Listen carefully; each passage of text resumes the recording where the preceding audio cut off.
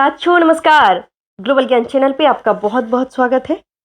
और साथियों आज मैं बताने वाली हूँ कि अगर आप रेलवे ग्रुप डी अभी ज्वाइन करते हैं तो आपकी सैलरी कितनी आने वाली है। स्टार्टिंग सैलरी, बेसिक और इंक्रीमेंट जो एक साल पे बढ़ता है, एक इंक्रीमेंट लगता है साल में, एक बार इंक्रीमेंट लगता है जनवरी या जुलाई में, तो वो तो बढ़ता ही है। लेकिन अभी वर्तमान समय में आपकी ग्रुप डी की सैलरी कितनी रहने वाली है वो सारा मैं अभी का भी बताने वाली हूँ।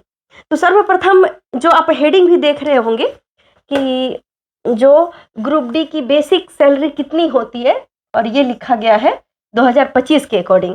तो जो बेसिक सैलरी होती है वो 18,000 होती है। वो लेवल 1 की नौकरी है। देखिए मैं इतना ही कहती हूँ कि पहले रेलवे ग्रुप डी ज्वाइन कीजिए। लेवल 1 हो, 2 हो, 3 हो, 4 हो, कोई मतलब नहीं। लेवल 1 में पहले आप ज्वाइन करते हैं। ग्रुप डी लेवल 1 की ही होती है।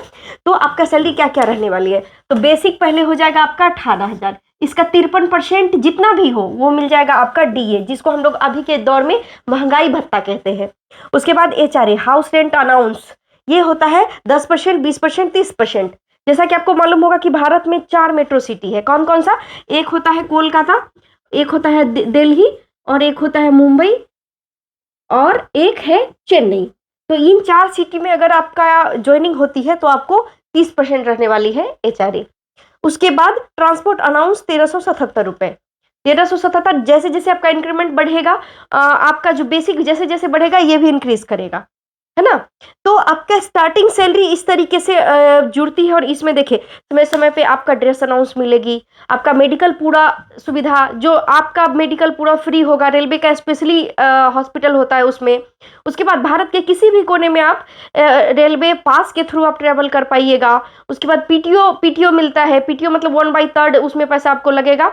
जो नॉर्मल इंसान को जितना लगता है उसका 1/3 ही पीटीओ के माध्यम से भी आप कर सकते हैं। प्लस जो चाइल्ड केयर अलाउंस है 2 बच्चों के लिए, कभी कभी 3 बच्चों के लिए भी मिलता है। क्यों? क्योंकि फर्स्ट टाइम में जो है आपका सिंगल बच्चा हुआ और सेकेंड टाइम में जुड़वा बच्चा हो गया, ट्विंस आ गया, तो आपको 3 बच्चे का चाइल्ड केयर अलाउंस मिलेगा। 3 बच्चे का डिपेंडेंसी आपके ऊपर हो जाती है, तो 3 बच्चे का हर एक सुविधा मिलेगा। प्लस अगर आपकी विधवा माँ है तो वो भी आपके डिपेंडेंट में आ जाएगा, आपके आश्रित में आ जाएगा, तो उसका भी मिलेगा। तो आपको बहुत सारी सुविधाएं मिलने वाली है। आपको ओवरऑल ये सारा का सारा अभी जो मैं जिक्र कर रही हूँ वो 7th पे कमीशन के अकॉर्डिंग। कौन सा पे कमीशन? 7th पे कमीशन के अकॉर्डिंग। अगर 8th पे कमीशन आ जाती है तो बेसिक जैसे 18,000 है, बेसिक आपका 40,000 भी हो सकता है, बेसिक आपका 30,000 भी हो सकता है, और बेसिक आपका 35,000 भी हो सकता है। ये फिटमेंट फैक्टर एक चैप्टर्स लेकर के मैं आऊंगी, उसमें टोटल विस्तार से 8th पे कमीशन के बारे में मैं विस्तार से इस पर जिक्र करने वाली हूं। क्योंकि 2016 में जब 7th पे कमीशन आया था तो उस वक्त फिटमेंट फैक्टर के आधार पे बेसिक तय किया गया था कि नहीं, बेसिक 18,000 होना चाहिए। बेसिक कहने का मतलब आप जानते हैं? बेसिक कहने का मतलब होता है जैसे कि आप मार्केट में जाते हैं ना, 5 रुपए का चिप्स खरीदते हैं तो उसमें लिखा रहता है MRP, मतलब मैक्सिमम रिटेल प्राइस, मतलब इतना। इसके बाद आपसे 1 रुपए भी, ये एकदम मैक्सिमम प्राइस वो तय किया गया है गवर्नमेंट के द्वारा। तो ठीक उसी तरीके से ये न्यूनतम, जिसको एक एक्ट आती है रेलवे का न्यूनतम वेजेज एक्ट 1935, वो एक्ट पढ़िएगा तो उसमें विस्तार से ये तय किया गया है कि 7th पे कमीशन के अकॉर्डिंग जो है आपका बेसिक जो है 18,000 अभी तय किया गया है। अब 18,000 पे आपका महंगाई भत्ता भी ऐड होगा, वो भी मिलेगा। 18,000 तो एकदम मिलेगा, एकदम सोट, उसमें से 4 आना 8 आना कुछ भी, ये 18,000 मिलेगा ही। उसके बाद आपका 53% आपका डीए मिलेगा। उसके बाद एचआरए मिलेगा। एचआरए जैसे रेलवे क्वार्टर्स मिलती है रहने के लिए। अगर आप रेलवे क्वार्टर्स में नहीं रहते, अपना घर, आपके घर के बगल में नौकरी हो गई तो घर से आइए जाइए, लेकिन आपका जो एचआरए हाउस रेंट अलाउंस जो है वो तो मिलेगा ना। आप रेलवे का घर में, रेलवे आवास में नहीं रह रहे हैं, अपना आवास में रह रहे हैं। अगर आप रेलवे आवास में रह रहे हैं तो ये इसका फायदा आपको नहीं मिलेगा। ये तो आपका रेलवे नहीं दे पाएगी क्योंकि आप रेल को क्वार्टर्स अलॉटमेंट करवा चुके हैं। लेकिन ट्रांसपोर्ट अनाउंस, आने जाने में जो भाड़ा लगती है उसको ही ट्रांसपोर्ट अनाउंस कहते हैं। तो वो आपको ये भी आधारित होगा सिटीज के ऊपर। मेट्रो सिटी है, नॉर्मल सिटी है, किस एरिया का है। जैसे कोई गांव में है, गांव में आ गया है तो सब्जी जहाँ पे मेट्रो सिटी में आपको सब्जी मिलेगा 50 रुपए kg, अगर गांव में 5 रुपए kg मिल रहा है तो उस आधार पे जैसे ये सब तय होता है। तो ये सारी बातें हैं। तो मैं तो कहती हूँ कि रेलवे ग्रुप डी पहले आप ज्वाइन कीजिए। रेलवे ग्रुप डी ज्वाइन करने के बाद रेलवे बहुत सारी वैकेंसी आती है जो डिपार्टमेंटल होती है। आप यूं चुटकी बजा के, जो बच्चे रेलवे ग्रुप डी, जो ग्रुप डी है ना, बस इसी को क्रैक करने में जितना मेहनत, जितना इफर्ट लगाना है आप लगा लीजिए।